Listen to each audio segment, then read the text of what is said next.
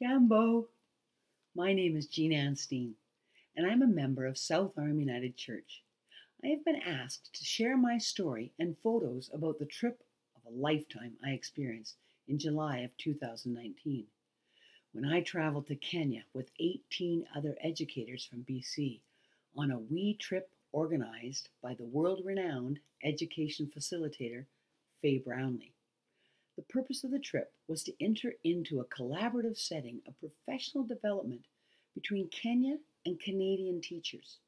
The purpose of the trip was never to come to Kenya as experts and tell the Kenyan teachers how to teach, but to come alongside and share our insights with one another about the effective ways to engage and educate children. We worked with the teachers for 9 days in a rural village of Narok in Masai Mara region. You will see some photos of the primary school, the high school, and the wee college that was still under construction at the time of our visit. The story of the wee organization all started when Craig Kilberger saw a sad news story about a boy being shot and killed because he was speaking out against child slavery in India. Craig, who was only 11 at the time, wanted to do something, so he started to bake a bake sale with his class to raise money to help the children in slavery. Then he got the help of his older brother, Mark, and they started a school bake sale, and then it grew from there, with getting other schools involved. Eventually, the Kilberger brothers started the Free the Children organization to end child slavery in the world. That organization then developed further into the Me to We movement, which provides student leadership opportunities in schools all across Canada. You may have heard of We Day events, which involves many celebrities speaking to thousands of youth in stadiums like Rogers Arena, where I have been many times with 20,000 screaming and dancing youth getting ready to change the world. Currently, the We organization is involved in 9 countries, working with the people to support their sustainability efforts. The We movement believes not in a hand out, but in a hand up.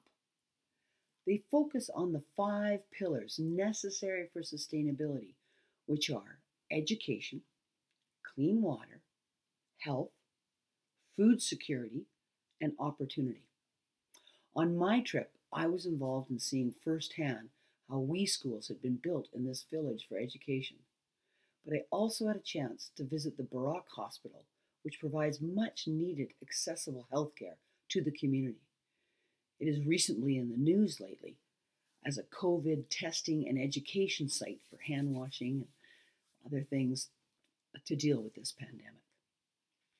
In a very amusing video, you will see me participating in a very short walk for water when we were taught how to carry a 25-liter container of river water, sort of with our head in a rope, or in my case, you might see it's my neck.